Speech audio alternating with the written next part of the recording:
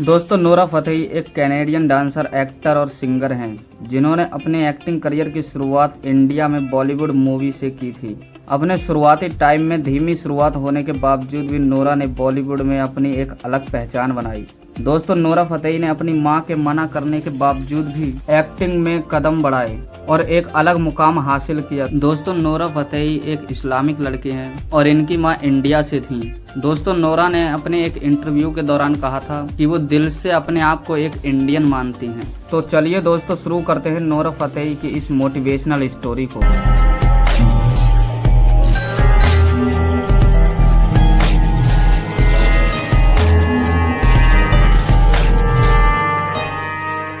दोस्तों, अगर आप हमारे चैनल पर नए हो तो प्लीज़ हमारे चैनल को सब्सक्राइब करके बेल के आइकन को जरूर ऑन कर दीजिए, जिससे आप हमारी आने वाली वीडियोस को मिस ना कर पाएं।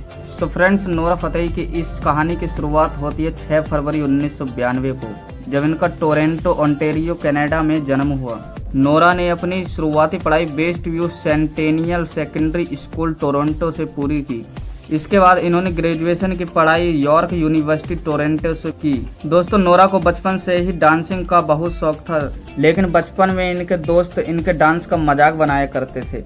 लेकिन नोरा ने अपने स्कूली टाइम में हाई स्कूल तक आते आते काफी अच्छा डांस करना सीख लिया था और स्कूल में स्टेज परफॉर्म करके उन्होंने कई पुरस्कार भी जीते थे। दोस्तों, जब नोरा ने एक बार अपनी माँ से ये बात कही कि वो एक्टर बनना चाहती हैं, तो उनकी माँ ने उनसे मना कर दिया और कहा कि हमारी फैमिली में ऐसा काम कोई नहीं करता। नोरा की माँ चाहती थी कि उनकी बेटी ग्रेजुएशन की पढ़ाई खत्म करने के बाद कहीं पर एक अच्छे से ऑफिस में जॉब करे। इसके बाद नोरा ने अपनी माँ से इस बारे में कभी बात नहीं की। दोस्तों, नोरा हिंदी फिल्मों से काफी इंस्पायर थी और उन्हें ये भी पता था कि अगर उन्हें एक्टर बनना है तो उन्हें डांस और एक्टिंग दोनों सीखने होंगे।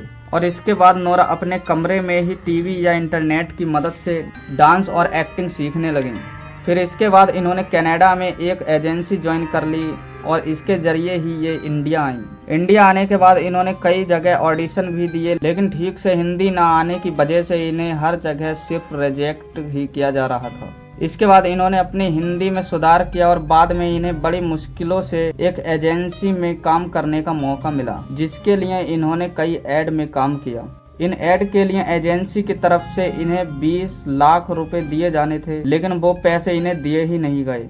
इसके बाद ये बॉलीवुड हिंदी फिल्म 2014 में royal tiger of the Sundarban में नजर आई, लेकिन ये मूवी फ्लॉप साबित हुई। इसके बाद नोरा ने 2015 में ही क्रेजी कुक्कड़ फैमिली मूवी की, जो एक कॉमेडी फिल्म थी, लेकिन ये मूवी भी खास नहीं चली। फिर ये काफी निराश थी, तभी इनकी एक दोस्त ने इन्हें तेलुगु फिल्मों में काम करने के लिए कहा। इसके बाद इन्होंने तेलुगु फिल्मों के लिए ऑडिशन दिए, लेकिन वहां पर भी इन्हें खास रोल ना मिलकर आइटम गर्ल सॉन्ग्स करने के लिए कहा गया। लेकिन नोरा फतेही से कई लोगों ने कहा कि अगर तुम आइटम गर्ल सॉन्ग्स करोगी तो तुम्हारे लिए एक एक्टर बनना काफी मुश्किल हो जाएगा।